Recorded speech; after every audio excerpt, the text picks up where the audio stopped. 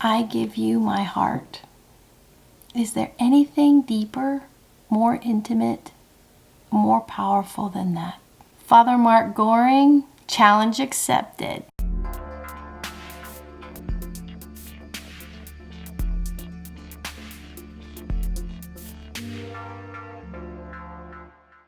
Kristen from the Everyday Catholic channel tagged me in Father Marc Goring's challenge. I love sharing and talking about Jesus and his deep love for us. If we're meeting for the first time, welcome. My name is Lisa, and I'm so glad you're here. In this channel, we dive into all things about the Catholic faith, the vocation of motherhood. I try to bring the lessons I've learned through the 12 marathons I've run and helped coach to bear in my life, to help me to remember where I've come from, where I am now, and that together can continue to grow, that we don't need to be stuck, that we can know a love and acceptance that comes from God so much deeper. And in that vein, I don't know if you've been watching Father Marc's channel for a while, but he is amazing. He's been even putting up videos of himself out paddleboarding in the icy cold. He was walking on water literally the other day in his video, and along with a lot of other amazing teachings that he has. And even his backgrounds are beautiful of basilicas and other beautiful images. So please go and check out Father Marc Goring's channel. And what can I say about Kristen from the Everyday Catholic channel? Oh my goodness. She is such a joyful spirit, loves her Catholic faith, loves being married, and I just love her peaceful delivery, her incredible kindness when she explains how she feels or explains journey that she's been on in her life. Please go and check out her channel. It'll be linked below as well. If you're anything like me, those words, I give my heart to you, were words I dreamed of hearing from my knight in shining armor who would vow to protect me and love me forever. And those are the words of Jesus in his Sacred Heart.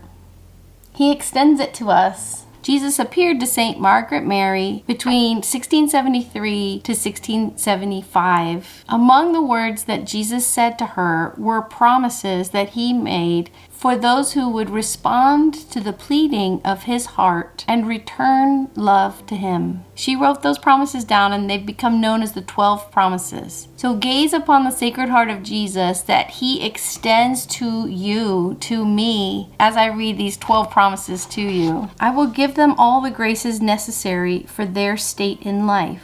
I will give peace to their families. I will console them in all their troubles. They shall find in my heart an assured refuge during life and especially at the hour of death. I will pour abundant blessings on all their undertakings. Sinners shall find in my heart the source and infinite ocean of mercy. Tepid souls shall become fervent. Fervent souls shall speedily rise to great perfection. I will bless the homes in which the image of my Sacred Heart shall be exposed and honored. I will give priests the power to touch the most hardened hearts. Those who propagate this devotion shall have their name written in my heart, and it shall never be effaced. The all-powerful love of my heart will grant to all those who shall receive communion on the first Friday of 9 consecutive months the grace of final repentance. They shall not die under my displeasure, not without receiving their sacraments. My heart shall be their assured refuge at the last hour. For our family, we display our images on our mantle. We have the Immaculate Heart of Mary image and the Sacred Heart of Jesus image. We didn't always do that. We've recently, within the last few years, participated in the home enthronement prayers and received our images and put them on our mantle. There have been several hard conversations among my husband and I that, unbeknownst to us, we happen to be sitting in the room that has these images. And I've been married 27 years and had wonderful conversations with my husband. We've, of course, laughed, cried, gone through illnesses together. But sometimes there's those conversations that have to include apologies, or there's been miscommunication. And the last 2 times we've had just a harder conversation that ended so beautifully have been in that room. And I was very aware and even mentioned, I feel so at peace, even though this is hard. And I just wanted so much to apologize and make sure that I could just love him so much more. And apologies were shared and communication restored. And can people on their own do that? Yes, of course. We can learn ways of communication. But the amount of peace that we had in those 2 times chatting then was remarkable. Like, we both desperately wanted to be more understanding and listen better to each other. That's a huge shift. Those are things that God can only do.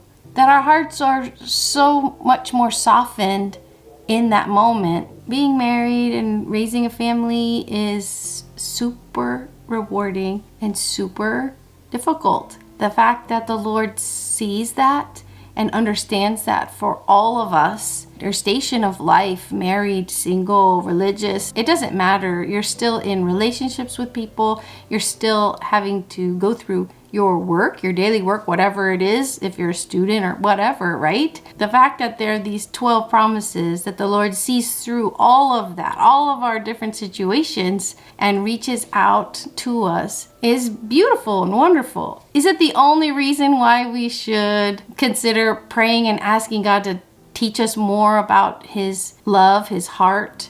It isn't the reason why we should put up an image and learn more about Jesus because, oh, well, he promises me these things, so I'm going to get something out of it. No, I think it's more like the relationship between mother and baby, where the baby just wants to be closer to the mother's heart and just wants to be closer to that love. Not that there's anything the baby can really do for the mom, but the baby can look on mom and love mom and snuggle in real close. That's returning that love that the mom is showing with the late night feedings and the spit up on their shoulder when she goes to the grocery store and constant laundry and dishes and stuff. That little baby can just look up and smile. And I think of that often when I think of the Lord and how may I help him? How may I console his heart? How the little things I do every day, okay, that's part of my vocation. But to actually look at him in Mass at time of consecration and just pray, I love you, Jesus. I want him to know I love you, Jesus. So if you have something to share about the Sacred Heart of Jesus, please make a little video and throw it on YouTube or Facebook or Instagram. Make it a hashtag and tell me in the comments below. Is the Sacred Heart of Jesus something that you know about and have had a devotion to for a long time, or is it something that you've never heard of and you'd like to know more? I am so glad that we were able to learn more and delve more into the truth that Jesus has such great love for us, and to learn one more way that we can come closer to his heart and just receive all that love and peace and joy that he has just for us. Again, if you're here and you want more of these kind of videos, click the subscribe button and the notification bell so that you will get all of our new videos and we can stay connected. We can pray for each other. I hope your Advent is going very well and that you're blessed in this penitential season before Christmas. I know I am getting very excited because we are going to have a house full of family for Christmas and I'm so excited. Let me know how your preparations are going. God bless.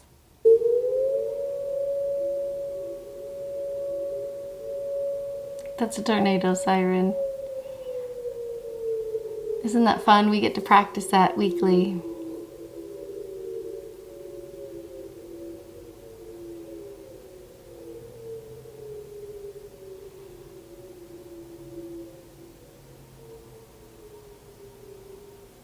That's my bad. I shouldn't have started filming right before noon.